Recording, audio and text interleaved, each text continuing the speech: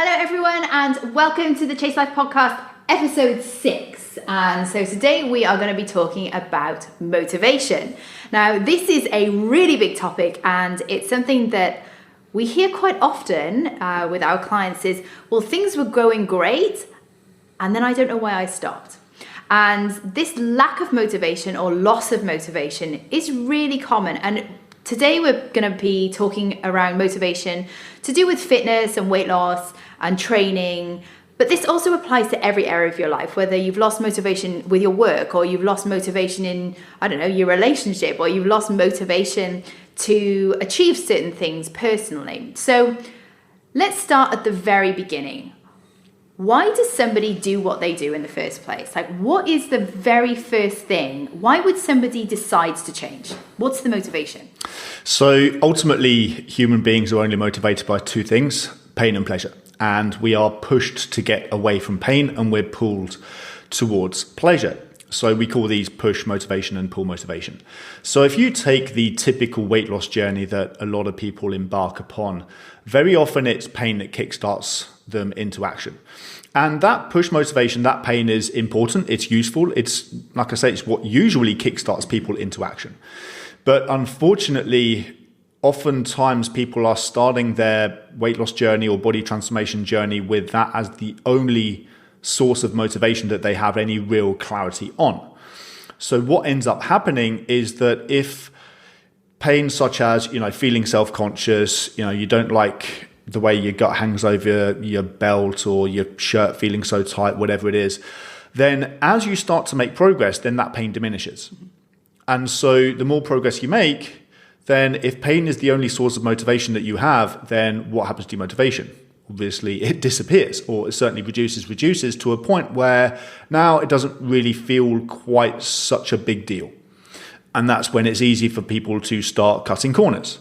And then typically that corner cutting amplifies, and eventually they find themselves all the way back to square one again, at which point what happens? Their pain ramps up through the roof again. They go, why did I do this? And then they start again. And so they yo-yo back and forth. So that's something that is super common that we see a lot. So that's why it's really, really important that people have clarity as to what they really do want and what they're moving towards. Now, when you ask people what they want and why they're doing something, oftentimes they think that they have a goal and they think that they know what they want. They may have even been through, setting a SMART goal using the SMART acronym and all of that kind of stuff.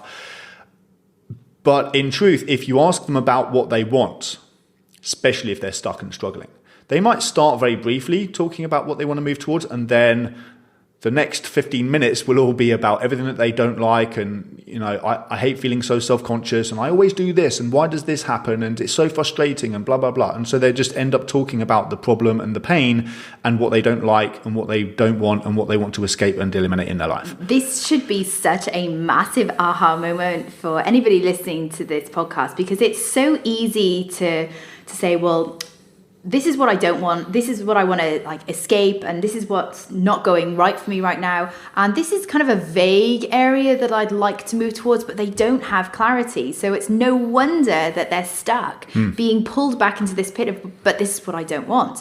And so if you're listening to this and you have found yourself in this position, get really clear on what it is that you want more of in your life rather than what you want to escape. Yeah, that's super critical, super important. And it's important to think about it in lots of detail, because what we want ultimately is for somebody to be emotionally rewarded every single time they do the little behaviors that create the outcome thereafter.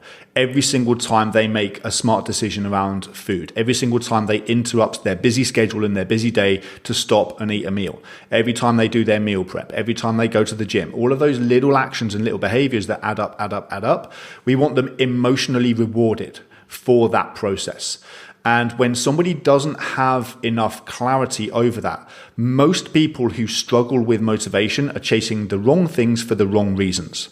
So just to elaborate on that, the wrong things for the wrong reasons, would that be, so for example, somebody chasing a particular body shape or a body goal because their spouse or their partner or somebody has told them, or society has told them that they should look a certain way?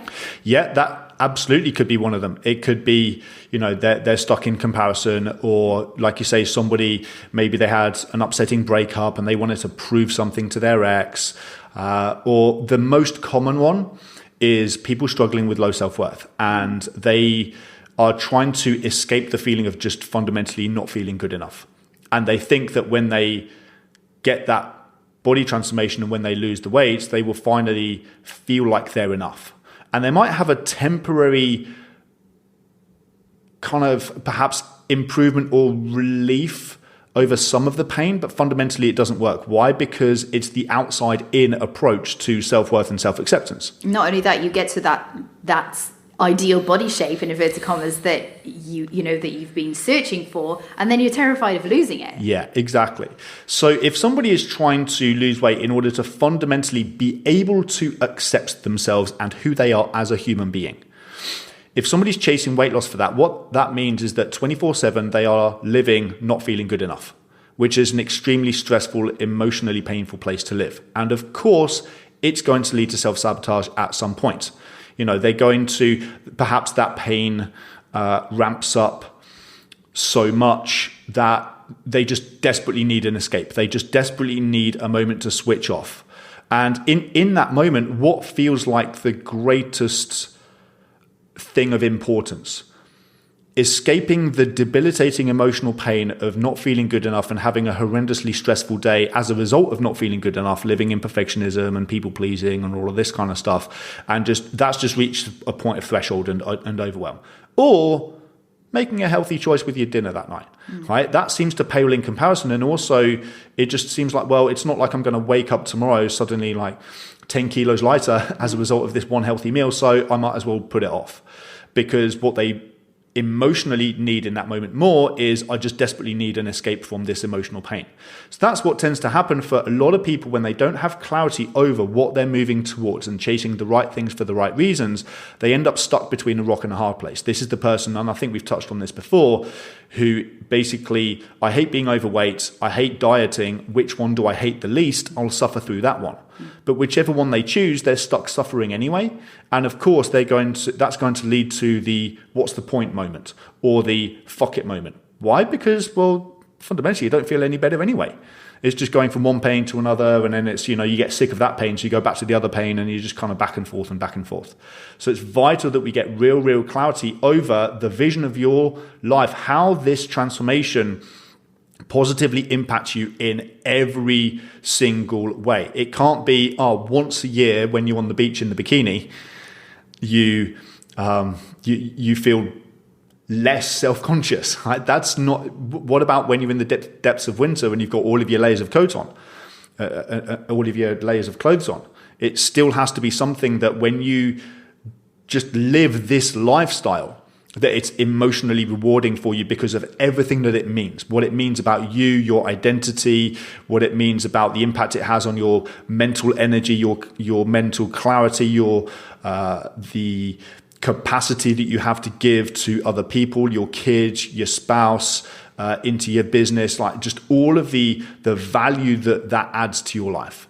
If you have clarity over that now, we've got sustainable motivation. So let's talk a little bit about willpower for a minute as well, because some people listening to this may say, well, I just need more willpower and then I'll be more motivated. And these two things tend to go hand in hand, and they sort of feed into each other until they don't.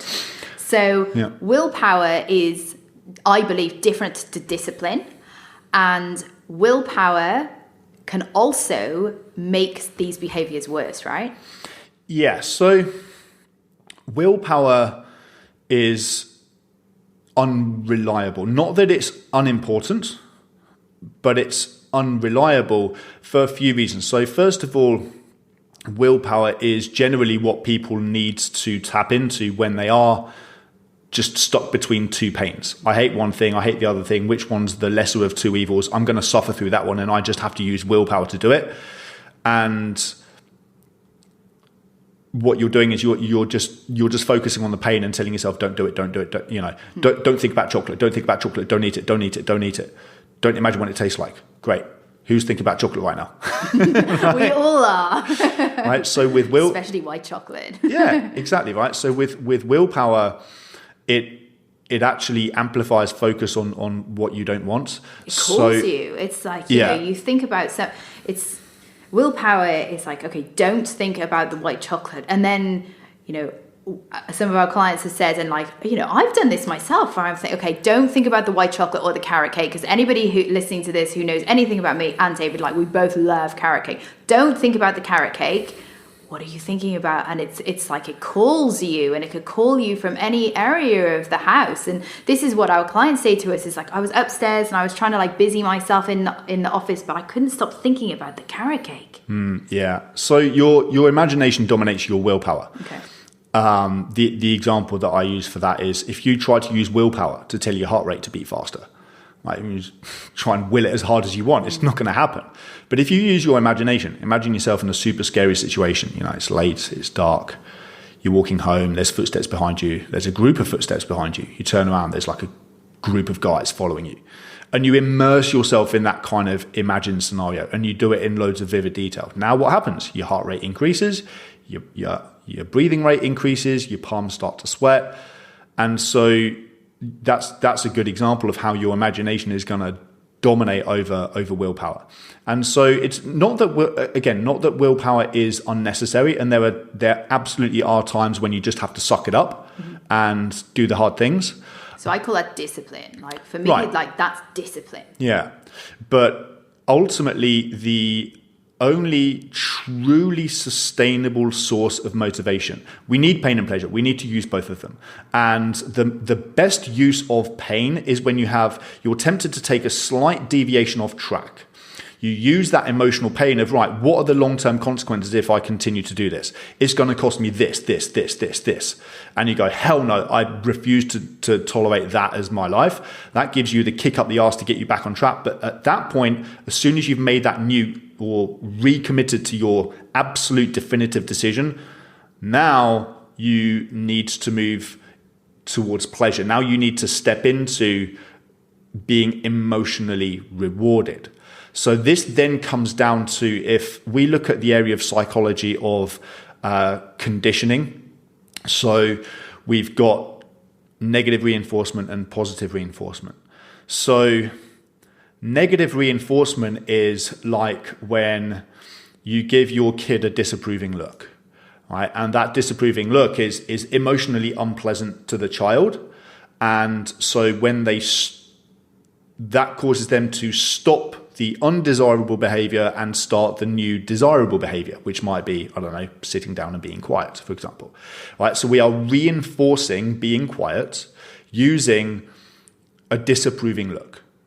So that is negative reinforcement.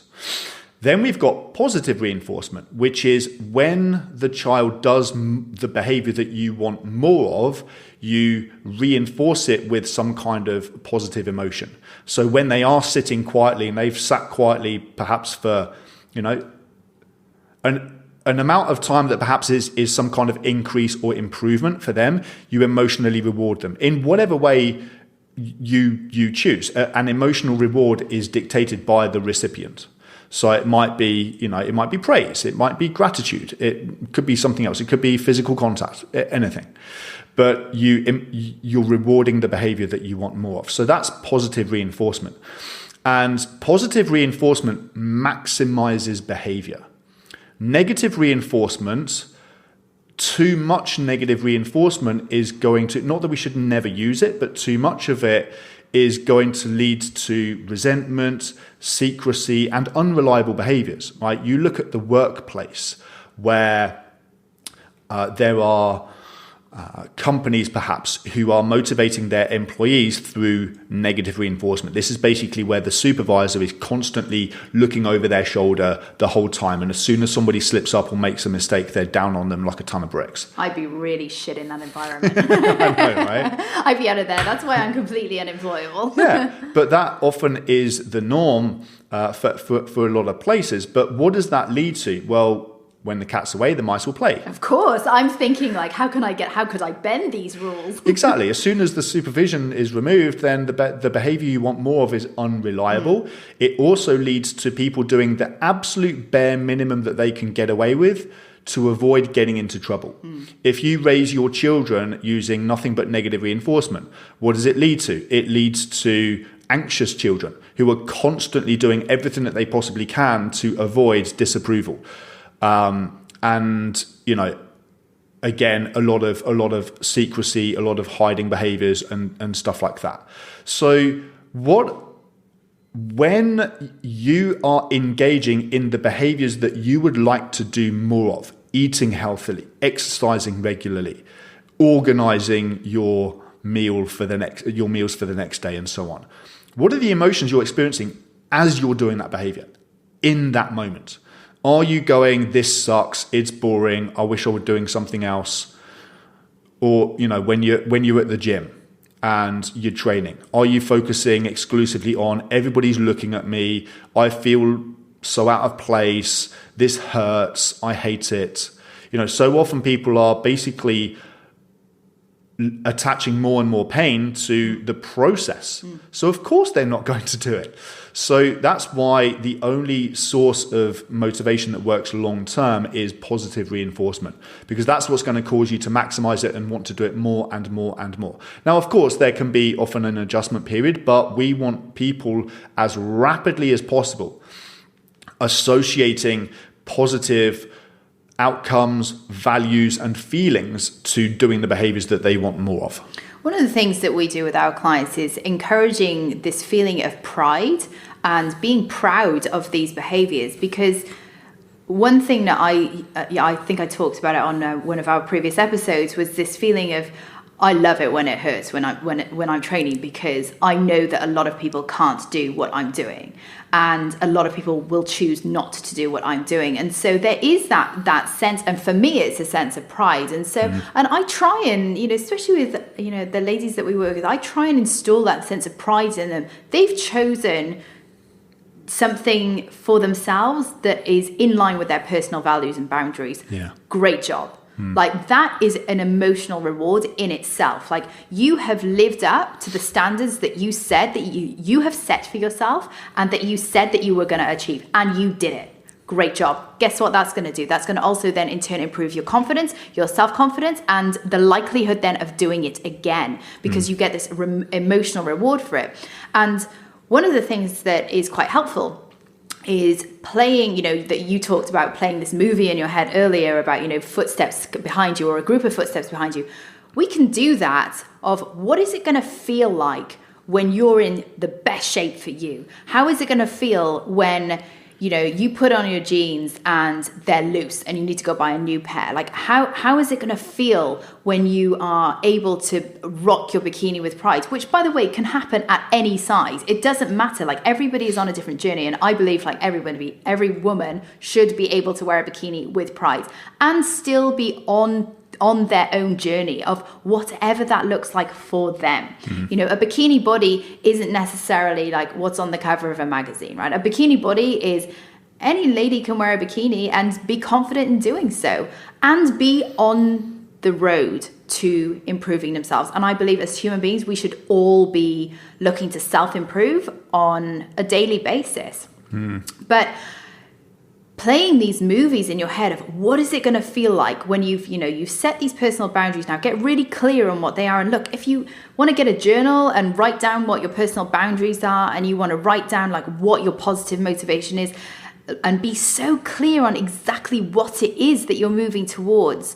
And then what is it going to feel like when you get there? Not just what is it going to look like, oh, I'm going to have six-pack abs, blah, blah, blah, whatever. What is it going to feel like when you get there to feel sexy in your own skin? And it's that feeling that you've got to get connected with, because the physical is the one thing. And like, great, you look good, you've got six-pack abs and a round booty, like whatever. But what does that feel like? And that's the key. Yeah, I agree. Something that I want my clients to develop is to fall in love with the process. And because quite often now that kind of destination that somebody is moving towards is super important, because it again, it's vital that somebody has clarity as to, well, what's the future that I am choosing for myself, and I'm designing it, and I'm claiming it, and I'm calling it in. So that's super important.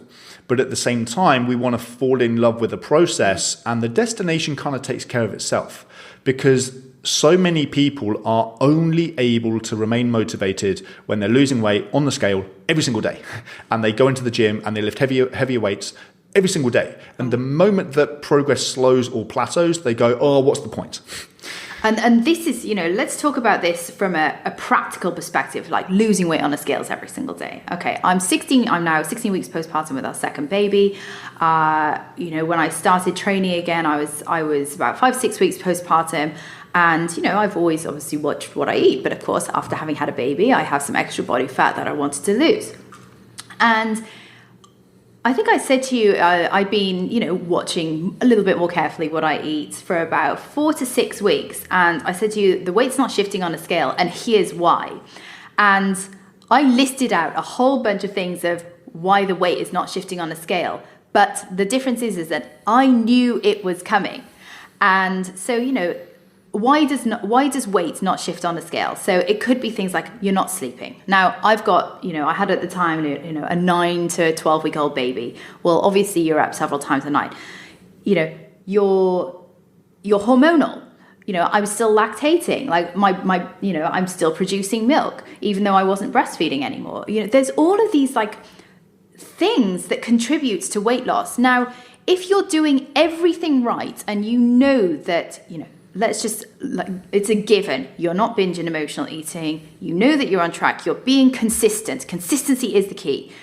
If you're being consistent with everything, you're being consistent with your nutrition, you're being consistent with your steps, you're being consistent with your training, there is no reason for you to change anything. Just sit tight and be patient. Because what happened to me was I was at least 5 weeks at the same weight. I had a couple of good nights sleep, and bang, started dropping again. And this is classic weight loss, and this is classic for fat loss. So what a lot of people do is worry that they're not dropping weight on a weekly basis, especially after having given birth. And in fact, this goes for any situation really. And they're 2-3 weeks in, they're doing everything right, but nothing's happening on the scales. But here's the big but. I may not have been dropping weight on the scales, but my body shape was changing. And this is true for, I would say, 99.9% of fat loss cases, is that you start looking very different. You start losing inches before you start losing weight on the scales. Now, should you weigh yourself or not? Look, this is a whole different topic for a whole different day. Look, personally, I don't actually have a problem with the scales. When you're emotionally fit, if you don't know what emotional fitness is, skip back to episode 1 of the Chase Life podcast, because we talk about it in detail there. But, when you're emotionally fit and you're confident within yourself, you know that your self-worth isn't based off a number. And so actually, I find it quite interesting. I'm, a bit of a guinea pig with myself as well. I like weighing myself now and again. I don't weigh myself every day, but I weigh myself now and again, especially if I'm doing new things with my training, new things with my diet. But it doesn't matter.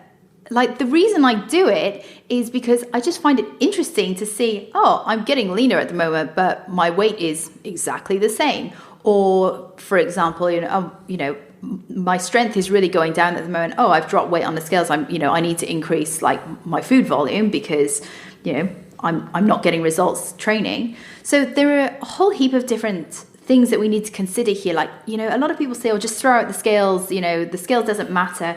Well, that's not necessarily true. And I feel like, look, if the scales is a problem for you, then I would say that there's probably a lot more going on than is just throwing out the scales. I think women do put too much emphasis on it. And the reason being is, if you do weigh yourself every day, and you have to weigh yourself every day to determine whether you're going to have a good day or a bad day, that says nothing about the scales and an awful lot about your self-worth. And, throwing out the scales is probably not going to fix that, because there's probably going to be some other things going on which is just going to replace the certainty that you get from the scales every morning. So, I'm not against weighing yourself. Now and again, if you find it an interesting feedback tool, that's all it is. Yeah. So why is it that somebody would lose motivation if their weight does plateau or their results start slowing down? Well, the only reason that would happen is if the process and this lifestyle is something that it feels like they should do, not that they want to do it. And at the end of the day, the only things that you're going to do sustainably for the rest of your life really are things that you want to do, not things that you should do. You're certainly going to be intermittent and inconsistent with things that you should do. People don't do what they should do, they do what they want to do. And so we have to turn this entire journey into something that you want to do. And you get to do. Exactly. So we want to change it from something that you have to do to something that you get to do. And so how do you do that? Well, we need to make health, fitness and well-being one of your highest values. And it either is or it isn't. And if it isn't right now, well, maybe there's just some blind spots that you haven't connected the dots with. Maybe you haven't experienced enough pain yet. Or maybe you just simply haven't gotten enough clarity over exactly what you want and why you want it. And so you need to sit down and you need to do that. One of the exercises that we give our clients right at the start when they first contact us, which is super quick, super simple, just to begin this process, is a top 50, which is basically 50 things that you're going to have more of, do more of, feel more of, experience more of, create more of as a result of this transformation. Because if you can connect this process and this lifestyle to all of your highest values, even and especially, in fact, the ones that you used to believe were in conflict, right? Maybe you've got business and finance goals. Maybe you've got, I don't know, relationships goals and parenting goals. And you used to say that I can't follow my diet, I can't follow regular training because because of the kids, because of my business. Well, if you can connect why following this lifestyle actually increases your ability to be in a great mood for your kids, have better energy for your kids, and sustainably long term. And when you are with your kids, you're totally and completely present instead of stuck in your head worrying about yourself and your body and stuff. The same with your business, the same with your finances. The more things that you can connect to this value, then now all of a sudden you've bumped it up to one of your highest values. And so attach more and more and more value to it. This, again, is the process of chasing the right things for the right reasons. What's the value that it's going to add to your life? I think that's a really important point because, we work with a lot of very, very busy professionals, business owners, and we see this a lot where somebody wants to be fit and healthy, but it's at the expense of something else in their life. And you can absolutely balance the two together. And in fact, sometimes they've been through previous experiences where all they have done is, to get a result, all they've done is like track their calories and macros to a crazy degree. All they've done is like they've had to train several times a day, or they've had to do crazy cardio and, just training that's just not enjoyable, that has actually taken a lot of time away from these other things. So they have these experiences and past representations of what it means to be fit and healthy, when in fact I only lift 3 times a week. Sure, I'm very active during my days. I like to make sure that I'm hitting at least 12 to 15,000 steps a day, sometimes more. But that's where my activity comes in. I don't have time anymore to be training 5-6 days a week like I used to back in the day. Sometimes double day training, back in the day. Oh my gosh, if I had that luxury now. But in fact, I don't need it. And I think about how I train now and how I train my clients now. And it's very much a minimal effective dose. And I'm sure we'll come on to this in another episode because this is a very big topic, is, training execs, corporates, business owners, and busy people, because it's a very specialized method and a style of training for busy people. And we've got to understand that, a lot of trainers will say, well, if you just don't want it enough. Well, I'm sorry, but, when you take somebody's lifestyle and you look at, they've got a very big business to run, they've got a family to look after, well, actually, you do have to make health, fitness, and, personal health easy for them. And it can be easy, and it doesn't need to be super time consuming, but somebody does have to prioritize it, and it should become an absolute non-negotiable if you want a fit and healthy physique. Yeah. And that's a great point you made earlier about, people going to these like super extreme methods that are just completely unnecessarily complicated with, diet, nutrition, and counting macros down to the gram and all of this kind of stuff. And what does that teach? It teaches people to hate the process. Exactly, hate the process, associate more painful emotions to the process. And so, of course, they don't want to continue to do it long term. And one of the biggest mistakes that we see time and time again is this belief that I'm going to push super aggressively to get there, wherever there is. And when I get there, I can ... I can relax. I can back off. Well, your biology and your metabolism is constantly fluctuating and adjusting based on whatever lifestyle you're living and whatever demands you impose on it. It's not like you can, push it to be shredded and then magically stay there by stopping what you were doing before. And it's like you beat yourself up to get there, and then guess what happens? You then rebound, and the whole process starts all over again. You get these feelings of then low self-worth, frustration, you're disappointed with yourself, self-sabotage, we start eating too much, drinking too much, and then we're back at square one again. So that's why it's just so important to know exactly what you want, why you want it, and be chasing the right things for the right reasons, because then you actually get excited about the journey. You more and more you start to associate positive, empowering emotions to all of those behaviors you want to be doing more of, and you're going to do it regardless anyway. And even if it takes you twice as long to get there, there's no sense of desperation about it anymore. And by the way, wherever that is always like a moving goalpost. Because I think about, my journey with my physique over the years. You never actually get there. Well, you do get there and then you surpass it. And so this is why you must fall in love with the journey. It's a constant journey and it's a constant work in progress. Because if you actually ever really got there, it would be pretty boring actually, because then you're perfect. And for perfect to exist, there's no other work to do, which would be really, really boring place to live. Yeah. So actually you're constantly moving the goalposts and, feeling that sense of pride as you achieve each step along the way and loving the process. Yeah. Again, that comes down to self-worth, right? Because, a lot of people use the term kind of get there they're using it in a sense of when I get there, I will be able to accept myself. That's really what they're saying. And unfortunately, the entire thing is built on the premise that you're not enough.